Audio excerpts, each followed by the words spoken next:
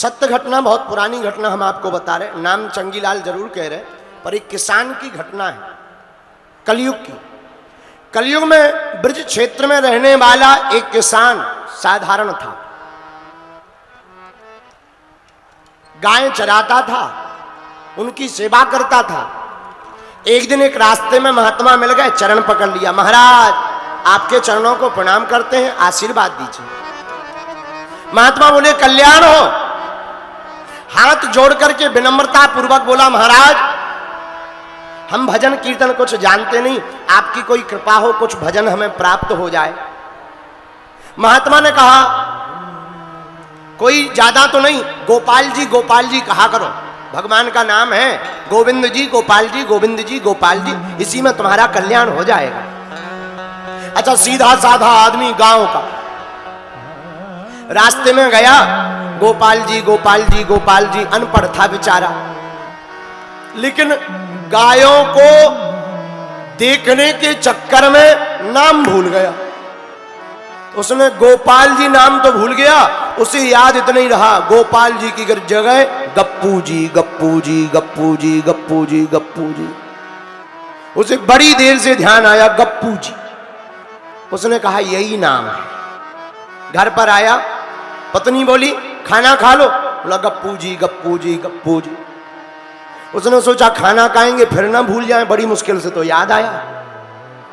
पत्नी बोली पागल हो क्या, आप ये जब से आए हो तब से गप्पू जी, गप्पू जी, गप्पू जी कह रहे हो, भोजन कर लो, बाद में कह लेना गप्पू जी, गप्पू जी। नहीं नहीं नहीं, उसने कहा चुप हो जा, नाम भूल जाएंगे, गप्पू जी, गप्पू जी, गप्पू जी, चुप हो जाते खा ले, गप्पू जी, गप्पू जी, गप्पू जी।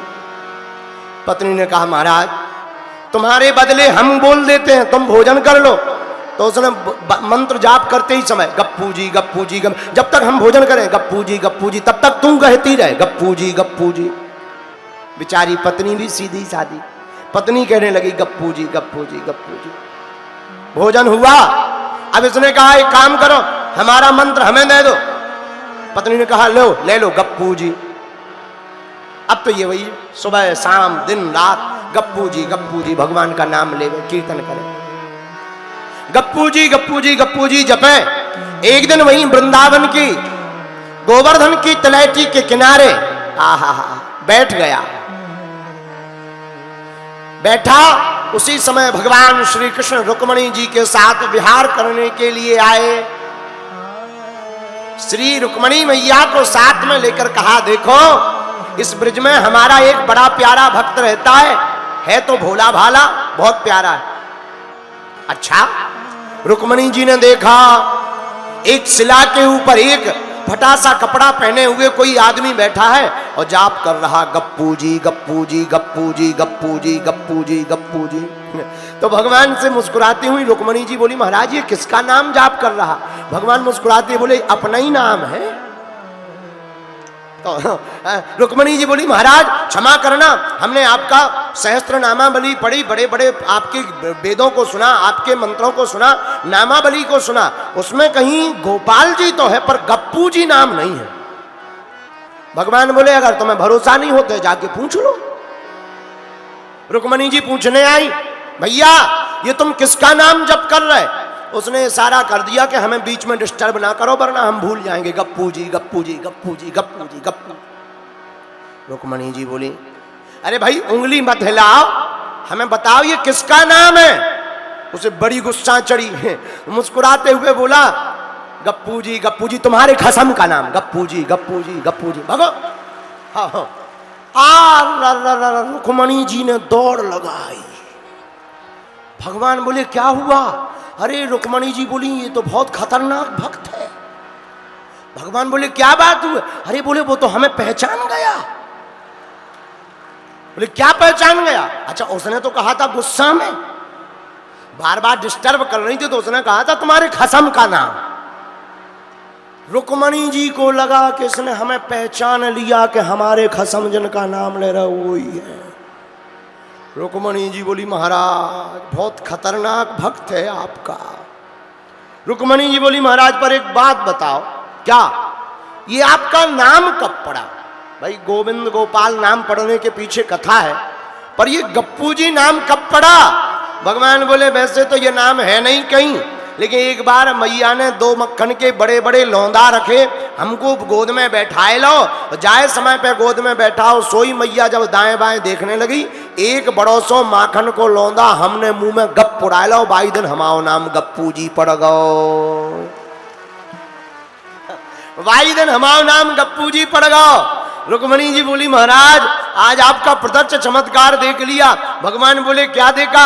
मुस्कुराती हुई श्री रुक्मणी जी बोली बड़े बड़े अमलात्मा विमलात्मा महात्मा आपके नाम कीर्तन को गा रहे, सहस्त्र नामा बलि गा रहे, पर एक झलक नहीं दिख रही। धन्य है आप और धन्य ही किसान, ये आपका सच्ची श्रद्धा से गप्पू जी नाम ले रहा और आप उसके दर्शन करने हर बार चले आते हैं। यह मंत्र जाप की निष्ठा का परिणाम है। मेरे प्रिय जना, जो मंत्र जाप निष्ठा पूर्वक करेगा उसको परमात्मा प्राप्त। इसलिए सबरी माता से राम जी ने कहा मंत्र जाप मम दृढ़ विश्वासा, पंचम भजन सो वेद प्रकाश। श्री राम जय राम बोलो, जय जय राम। श्री राम जय राम, जय जय राम। अच्छा एक बात है गुरुजी, आपने नवधा भक्ति और भक्त के बारे में तो बताया, पर भक्त के लक्षण क्या है? कौन भक्त है? देखो जिसके अंदर ये 4 लक्षण हैं वही भक्त माना जाएगा। कई बार हम लोग 200-300 बार हनुमान चालीसा पढ़ लें तो ऐसा मान लेते हैं कि बजरंगबली के अपन ही सबसे पावरफुल भक्त हैं। हाँ। 7 दिन की कथा सुन लेने के बाद यही लगने लगता कि पृथ्वी पर हम ही सबसे ज्यादा दानी हरिश्चंद्र हैं। ऐसा नहीं है, भक्त की परिभाषा अलग है। भक्त के 4 लक्षण हैं। कितने? बोलो बोलो बोलो, कितने? पहला लक्षण कौन सा है? सत्यम ब्रूयात। पहला लक्षण है सत्य बोलना, लेकिन सत्य तो बोलना पर प्रिय बोलना। सत्यम ब्रूयात प्रियम ब्रूयात। पहला भक्त का लक्षण है सत्य बोलो। साच बराबर तप नहीं, झूठ बराबर पाप, और जाके हृदय साच है प्रभु ताके हृदय आप। ये पहला लक्षण क्या? सत्य को बोलो। अच्छा भक्त का दूसरा लक्षण क्या है? तप करो। ये तप क्या है?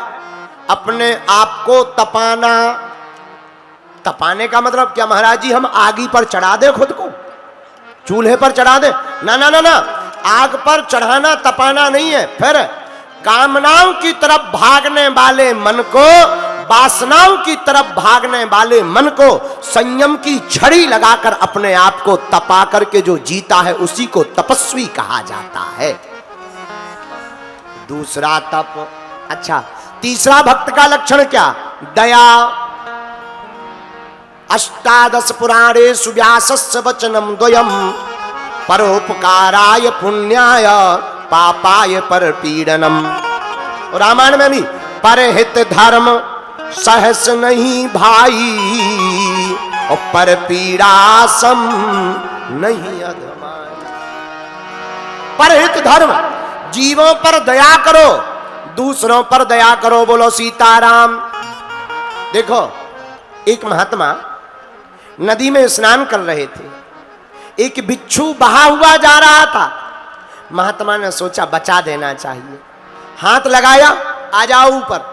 बिच्छू ने काट दिया, गिर गया। महात्मा ने फिर से हाथ लगाया, बिच्छू ने दोबारा काट दिया।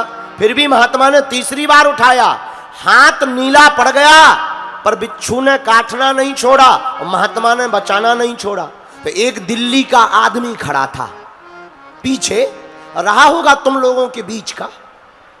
वो पीछे से बोला, ए महाराज जब वो काट रहा है तो मरने दो, काहे को पानी से तुम धारा में बहते हुए बिच्छू को बचा रहे? ऐसे आदमी को मर जाना चाहिए जिसका तुम हित चाहते हो, वो काट रहा है। महात्मा ने मुस्कुराते हुए कहा, चुप रहो, जब बिच्छू अपना काटने का धर्म नहीं छोड़ सकता तो हम महात्मा बचाने का धर्म कहां से छोड़ दें? बोलो सीताराम। और हम लोग, एक आदमी हमें मिला दिल्ली का, जमुना पार का। हमने कहा और बताओ। बोले सब ठीक है, हमने दान देना बंद कर दिया। हमने कहा दान देना क्यों बंद कर दिया? अरे बोले वाह, हमारे साथ चीटिंग हो गई, हमने दान देना बंद कर दिया। हम कहे नहीं, बंद कर दिया ऐसा कोई बात नहीं कि तुम दान दो किसी को, लेकिन एक बात बताओ, तुम्हारा खाना खाने से पेट कितनी बार खराब हुआ? बोला बहुत बार हुआ। हमने कहा तुमने खाना खाना बंद किया? बोले नहीं, खाना खाना तो बंद नहीं किया। हम कहा खाना खाना बंद नहीं किया, लेकिन दान देना, अच्छा कर्म करना तुमने बंद कर दिया। अरे भाई, खाना खाने से पेट खराब होता है तो वो भोजन बंद कर देते हैं जिससे पेट खराब होता। उसी प्रकार दान वहां देना चाहिए जहां सत्कर्म में लगे। जीवों पर दया करो, जिनके शरीर पर कपड़े नहीं है उन्हें वस्त्र पहनाओ, जिनके पास भोजन नहीं है उन्हें भोजन कराओ। यह जीवों पर दया करने का इंसान का धर्म है। तो भक्त का तीसरा लक्षण दया है, लेकिन चौथा लक्षण क्या है? दान।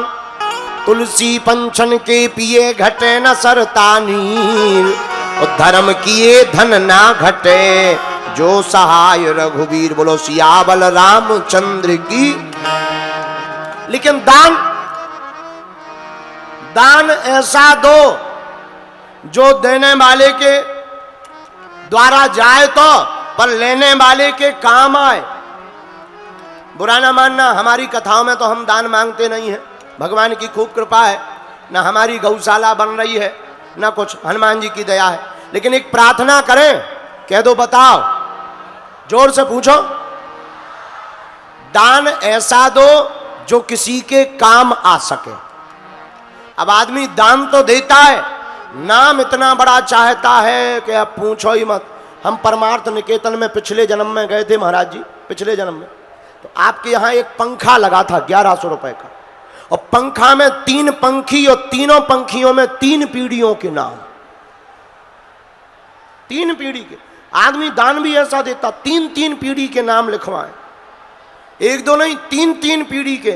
राम जी भाई, स्वर्गीय पिता श्याम जी भाई, परदादा श्री मगन लाल भाई, और बटन चालू होता है, तीनों पीढ़ियां घूमती हैं, राम जी श्याम जी मगन जी, राम जी श्याम जी मगन जी, और बटन बंद होता है, तीनों पीढ़ियां बंद होती हैं। मेरे प्रियजनों, मेरे पागलों, हम तुमसे ये कहना चाहते हैं, दान देना ही है तो ऐसे व्यक्ति को दान दो जहां कल्याण हो, पर दान नाम के लिए नहीं, प्रदर्शन करके नहीं, दान दे करके दूसरों का दर्शन करना चाहिए और जगत का कल्याण करना चाहिए। बोलो सीताराम। जो भक्त होता है उसके अंदर यह 4 लक्षण होते हैं। जिसके अंदर 4 लक्षण होते हैं वही भक्त कहलाता। बोलो भक्त वत्सल भगवान की। आज की कथा तो क्या कहना भैया, संत पधार ही रहे, लेकिन आज की कथा में श्री खाटू श्याम मंदिर के प्रमुख पुजारी, राजस्थान परिवार, सेवक परिवार से महाराज श्री श्याम सिंह जी चौहान जी भी आज पधारे हुए हैं। वहां खाटू श्याम वाला सेवक परिवार है, तो आप पधारे हैं, बहुत अद्भुत। बोलो सीताराम, जोर से बोलो। अच्छा, इस प्रकार जो भक्ति करता है वही भगवान को पाता है। इसलिए प्रथम भगति संतन कर संगा, शरीरती कथा प्रसंगा। श्री राम जय राम, बोलो जय जय राम, श्री राम जय राम, जय जय राम। अब छठवीं भक्ति सुना करके कहते हैं प्रभु श्री राम माता सबरी को, हे सबरी जी अब छठवीं भक्ति सुनो। छठ दम शीला विरति बहु कर्मा, निरत निरंतर सज्जन धर्मा। निरत निरंतर सज्जन धर्मा। अच्छा, छठवीं भक्ति क्या है? सज्जनों का साथ करना और स्वयं सज्जन बनना, ये भगवान की छठवीं भक्ति। महाराज जी, एक होता दुर्जन, एक